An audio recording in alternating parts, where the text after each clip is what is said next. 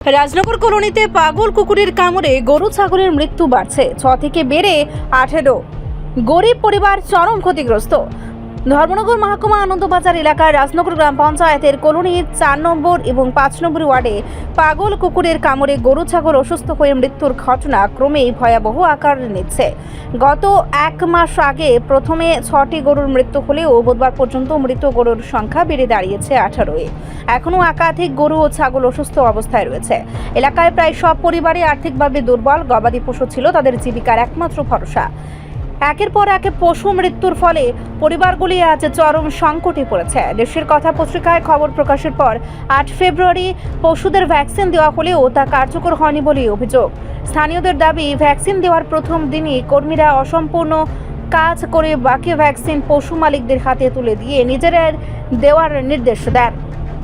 এই সময় প্রত্যেক পরিবারকে পশু চিকিৎসা কেন্দ্র থেকে আগত কর্মীকে 500 টাকা করে দিতে হয়েছে, এমনও অভিযোগ উঠেছে। 6 ফেব্রুয়ারি যুবরাজনগর বিধানসভা এলাকার বিধায়ক শৈলেন্দ্র চন্দ্র নাথ বিষয়টি জানতে পেরে এসডিএমকে লিখিতভাবে অবহিত করেন। আশ্বাস মিলেও বাস্তবে সমস্যার কোনো স্থায়ী সমাধান হয়নি। বুধবার আবার বিধায়কের কাছে খবর পৌঁছায় ভ্যাকসিন দেওয়া হলেও গরু ছাগলের অবস্থার কোনো উন্নতি হয়নি। ভয়ের কারণে অসুস্থ গরুগুলিকে বাড়িতে রাখা যাচ্ছে না। এলাকাবাসীরা বাধ্য হয়ে পশুগুলিকে দূরের রাবার বাগানে বেঁধে রাখতে বাধ্য হচ্ছেন। বৃহস্পতিবার দুপুরে বিধায়ক শৈলেন্দ্র চন্দ্র নাথ ঘটনাস্থলে পৌঁছে অসুস্থ গরুগুলি পরিদর্শন করেন। সেখান থেকে তিনি প্রশাসনের সঙ্গে ফোনে কথা বলেন এবং ক্ষতিগ্রস্ত পরিবারগুলিকে সাহায্য পাইয়ে দেওয়ার আশ্বাস দেন। তিনি বলেন, যারা গোমাতা বলে গরুকে সম্বোধন করে তারা কোথায়? এভাবে না খেয়ে রাবার বাগানে দিন কাটাতে হচ্ছে গরুগুলোর। আজ থেকে 10-12 দিন আগে আমার কাছে একটা আননোন নাম্বার থেকে ফোন আসে যে আমাদের রাজনগর কলোনির 4 নম্বর এবং 5 নম্বর ওয়ার্ডে একটা পাগলা কুকুর বাইরে থেকে এসেছে। সেই কুকুর এসে এখানে অন্য একটা কুকুরকে বাইট দেওয়ার পর সেই কুকুরটা পাগলা হয়েছে। পাগলা হওয়ার পর আমাদের গ্রামে যে সমস্ত ছাগল এবং গরু রয়েছে প্রত্যেকের বাড়িতে ম্যাক্সিমাম গরু এবং কিছু ছাগলকে এরা কামড়েছে। কামড়ে দেওয়ার পর তাদের মধ্যে এই গরুগুলি অসুস্থ হয়ে গেছে। অসুস্থ হওয়ার পর আমাদের গরুগুলি এখানে মরা শুরু হয়েছে। আপনি ইমিডিয়েট এখানে একটা কিছু ব্যবস্থা করুন। আমি তখন বিধানসভার কমিটি মিটিংয়ের জন্য আমি আগরতলাতে ছিলাম। আমি সঙ্গে সঙ্গে ধর্মনগর এসডিএমকে চিঠি লিখলাম। সেটা হচ্ছে 6 ফেব্রুয়ারি যে আমাদের রাজনগর গাঁওসভার 4 নম্বর এবং 5 নম্বর ওয়ার্ডে এরকম একটা পাগলা কুকুরের আতঙ্কের জন্য গ্রামবাসীরা খুব কষ্টের মধ্যে রয়েছেন। তাদের গবাদি পশু মৃত্যু হওয়া শুরু হয়ে গেছে এবং যেগুলি এখনও ইনফেক্টেড হয়নি সেগুলি ইনফেক্টেড হওয়ার সম্ভাবনা রয়েছে। আপনি ইমিডিয়েট স্টেপ নিন। উনি বলছেন ঠিক আছে, আমি স্টেপ নেব। তারপরের দিন যখন খবর পেলাম যে এখন পর্যন্ত কোনো স্টেপ নেওয়া হয়নি, তখন ওনাকে আমি একটা আবার চিঠি লিখলাম যে আপনি এখনও পর্যন্ত স্টেপ নিচ্ছেন না, অথচ এই এরিয়ার গ্রামের প্রত্যেকটা মানুষ আতঙ্কের মধ্যে রয়েছে এবং আতঙ্কের মধ্যে অনেকেই কী করছে, তাদের গবাদি পশু বিক্রি করা শুরু করে দিয়েছে মার্কেটের মধ্যে নিয়ে এবং কম টাকার মধ্যে। তো এই যে প্রবণতা হচ্ছে, একদিকে হচ্ছে ইনফেক্টেড হচ্ছে, গরু মারা যাচ্ছে এবং অন্যদিকে কী হচ্ছে, অনেকে গরু বিক্রি করে দিচ্ছে। যেখানে বিক্রি করে যাচ্ছে সেখানে তো ইনফেক্টেড গরু ওই জায়গাতেও যাচ্ছে। তো আপনি এখানে স্টেপ নিয়ে এখানে কোয়ারেন্টাইন করেন, যে সমস্ত গরুগুলিকে কেটেছে কোয়ারেন্টাইন করে তাদেরকে ভ্যাকসিনেশন করে এবং পাবলিক যারা রয়েছে সবাইকে জমায়েত করে যাতে ভবিষ্যতে এই ধরনের স্প্রেড হতে না পারে তারা আপনি সম্পূর্ণ ব্যবস্থা করুন এবং সেই ব্যাপারে আপনার ভেটেরিনারিকেও ইনভলভ করুন। তো আমার ধারণা ছিল যে তারপরে যখন আবার ফোন করলাম, উনি আমাকে হোয়াটসঅ্যাপে রিপ্লাই দিলেন, স্যার আমি অলরেডি সব ধরনের ব্যবস্থা এখানে নিয়েছি, এখানে আপনার চিন্তা করার কোনো কারণ নেই। তো তারপরে মোটামুটি লাস্ট 10-12 দিন আমি এটার ব্যাপারে আর কোনো ইনফরমেশন পাইনি, কেউ আমাকে খবরও করেনি। আমি তো বলছি সব বোধহয় ঠিকঠাক রয়েছে যেভাবে এসডিএম ম্যাডাম বলেছেন। এখানে আমি গতকাল রাত্রেবেলা খবর পেলাম যে গরু, যেখানে আমি লাস্ট যখন এসডিএমের সঙ্গে কথা বলেছিলাম, যেখানে 8-10টা গরুর মরার খবর ছিল, গতকালকে খবর পেলাম নাকি 18টা গরু মারা গেছে অলরেডি এবং আরও কিছু গরু রয়েছে যেগুলি ইনফেক্টেড অসুস্থ রয়েছে। এবং আজকে যখন আসার পর দেখলাম যে অনেকে কী করছে, গরুর সঙ্গে যে আমরা গরুকে গু মাথা বলি, সেই মাথাকে রাবার বাগানে, এই সিজনে রাবার বাগান একদম পুরো শুকনো থাকে, গাছের শুকনো পাতা ঝরে নিচে শুকনো পাতাগুলি জমা থাকে, সেই জায়গার মধ্যে গরুগুলিকে নিয়ে এসে বেঁধে রেখে একটা অমানবিক পরিবেশ, এটা সহ্য করা যায় না। একটা গৃহপালিত পশু, তাকে আমরা একদম না খেয়ে, খাবার ব্যবস্থা নেই। আর গৃহপালিত পশুর যারা মালিক, ওরা ভাবছেন ওদের বাড়িতে থাকলে ওদের বাড়িতে হয়তো অন্যান্য পশুকে অ্যাটাক করবে, বাড়ির ছেলে মেয়েদেরকে ওরা অ্যাটাক করবে। সেই জন্য ভয়ে ওনারা কী করছেন, জঙ্গলের মধ্যে বেঁধে রেখেছেন। তাদের এখানে গরুদের কোনো খাওয়া দাওয়ার ব্যবস্থা নেই। এটা অমানবিক পরিবেশ। তো তো সেই পরিবেশ থেকে যাতে তাদেরকে রক্ষা করা হয় তার জন্য ইমিডিয়েট সরকার থেকে পদক্ষেপ নেয়। আমি আজকেই এটা নিয়ে আমি চিঠি লিখব ঊর্ধ্বতন কর্তৃপক্ষের কাছে। তার সঙ্গে আমার আবেদন থাকবে এনডিআরএফ ফান্ড থেকে যাদের গরু যাদের গরু মরেছে তাদেরকে যাতে এনডিএফ ফান্ড থেকে তাদেরকে যাতে সহায়তা করা হয়, এবং যে সমস্ত গরুগুলি এখন ইনফেক্টেড রয়েছে সেইগুলিকে যাতে ফার্দার ভ্যাকসিনেশন করে তাদেরকে সুস্থ করে তোলা হয়। তার জন্য সরকার যাতে অতি দ্রুত পদক্ষেপ নেয় তার জন্য আমি ডিএমকেও লিখবো, এসডিএমকে লিখবো, এআরডি ডিপার্টমেন্টকে লিখবো, এবং আমি 2-3 দিনের মধ্যে আমি প্রয়োজনে এআরডি ডিপার্টমেন্টের মিনিস্টার সুধাংশু দাসের সঙ্গেও আমি এই ব্যাপারে কথা বলবো এবং ওনাকে আমি চিঠি দেবো। স্থানীয় বাসিন্দা গজেন্দ্র চন্দ্রনাথ জানান তার আরও 3টি গরু আক্রান্ত এবং একটি কয়েকদিন আগেই মারা গেছে। এই পরিস্থিতিতে তিনি নিজেই অসুস্থ গরুর সংস্পর্শে যেতে ভয় পাচ্ছেন। তার আশেপাশের একাধিক পরিবারও একই সমস্যার সম্মুখীন। আমার নাম গজেন্দ্র চন্দ্রনাথ।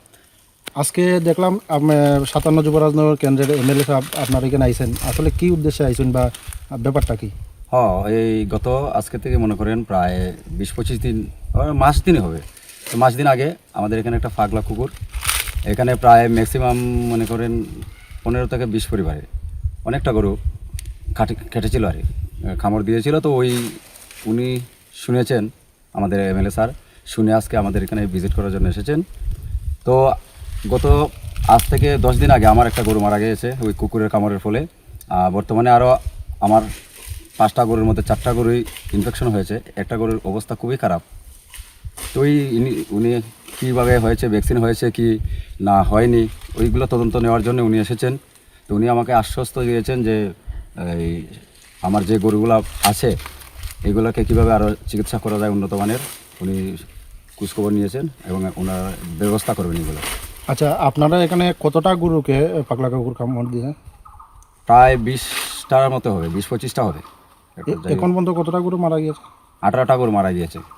আচ্ছা, আপনারা ভেটেরিনারি থেকে কী কী সুবিধা পেলেন? ভেটেরিনারি থেকে সুবিধা বলতে আমরা যখন গরু কামড় দিয়েছিল কুকুর গরুটিকে, তো সেদিন রাত্রেবেলা তো প্রায় 2টো বাজে, আমরা কোনো ধরনের যোগাযোগ করতে পারিনি। তো পরবর্তী সময়ে আমরা সকালবেলা যখন যোগাযোগ করার পর ওনারা বেলা 2:30টার সময় আমাদের বাড়িতে এসেছেন ভেটেরিনারি থেকে। এসে আমাদের গরুটিকে একটা ভ্যাকসিন করলেন এবং বললেন যে বাকি ভ্যাকসিনগুলা তোমরা করে নিও। তো ওনারা ডেট লিখে দিয়েছে, তো আমরা ডেট মতো করেছি। এবং প্রথম যেদিন ওনারা এসেছেন সেদিন ওনাদেরকে আমরা 500 টাকা করে চার্জ দিয়েছি। তো আমরা ভাবলাম আমরা গরিব মানুষ, 500 টাকা করে কীভাবে চার্জ দেবো প্রত্যেক দিন আসলে, তো আমরা নিজে করে নিলাম।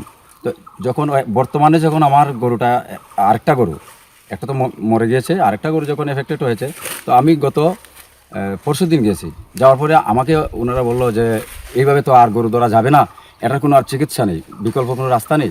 তো আমি চলে আসবো এমন সময় ওই সেখানের শঙ্করনাথ এই ভেটেরিনারি উনি বললেন যে দাদা একটু দাঁড়ান, আমি আপনাকে একটা সিরিঞ্জে করে একটা ওষুধ দিয়ে দিচ্ছি, আপনি এটা করে নেবেন, যদি ভালো হয় তো ভালো হয়ে যাবে, আর না হলে তো আর কোনো চিকিৎসা নেই।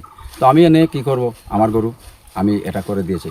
আর গরুটার প্রচণ্ড জ্বর ছিল, তো ওর জন্য আমি ভাবলাম যে ওনাদেরকে বললাম যে স্যার গরুটার তো প্রচণ্ড জ্বর, কী করব। তো ওনাদের এখানে একটা জ্বরের একটা ভ্যাকসিনের কোনো ব্যবস্থা নেই। তো আমাকে বললেন এখান থেকে তো আপনাকে তো কিনে আনতে হবে। তো আমি কি করব, আমার গরু রাধাপুরের একজন ভেটেরিনারি ডাক্তার, আমি নাম জানি না, তো উনি আমাকে একটা ওই ভ্যাকসিনের একটা ভার করে দিলেন, বললেন যে এটা 50 টাকা দিলে আপনি নিয়ে যেতে পারবেন। তো আমি 50 টাকা দিয়ে এটা এনে একবার করেছিলাম। তো এখন তো আমিও আতঙ্কের মধ্যে আছি, এটা সংস্পর্শে কীভাবে যাব, মনের মধ্যে খুবই আতঙ্ক। আরে এই আপনি বলতে চাইছেন ভ্যাকসিন হওয়ার পরেও গরু মারা যাচ্ছে? হ্যাঁ, ভ্যাকসিন তো আমরা তো কোর্স করে নিয়েছি, 5টা 1 ml করে 5টা দিয়ে দিয়েছি। আপনি একটা জায়গার মধ্যে বলেছিলেন যে একটা ভ্যাকসিনেশন ওনারা দিয়েছেন, বাকিগুলি আপনারা দিয়েছেন। হ্যাঁ, আপনাদের কি ভায়োলগুলি দিয়েছে ওরা?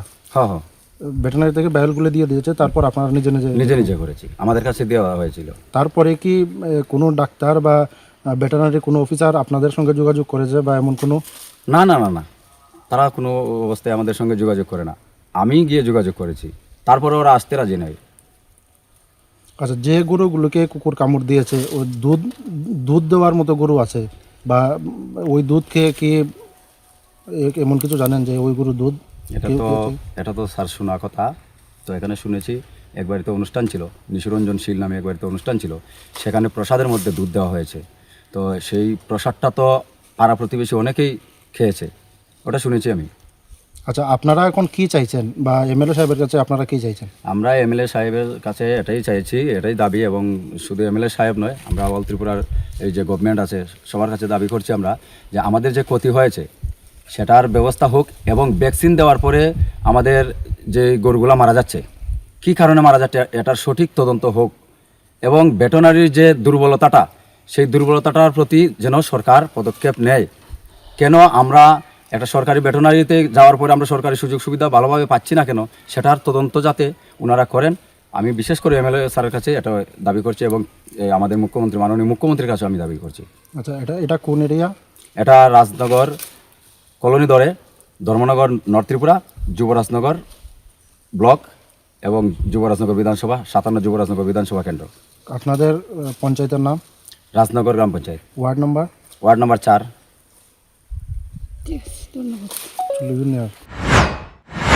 এলাকাবাসীর মধ্যে একটাই দাবি, মুখ্যমন্ত্রীর হস্তক্ষেপে দ্রুত কার্যকর চিকিৎসা, পাগল কুকুর ধরার ব্যবস্থা এবং ক্ষতিগ্রস্ত পরিবারগুলিকে আর্থিক ক্ষতিপূরণ প্রদান করা হোক। রিপোর্ট সংবাদ প্রতীক্ষা।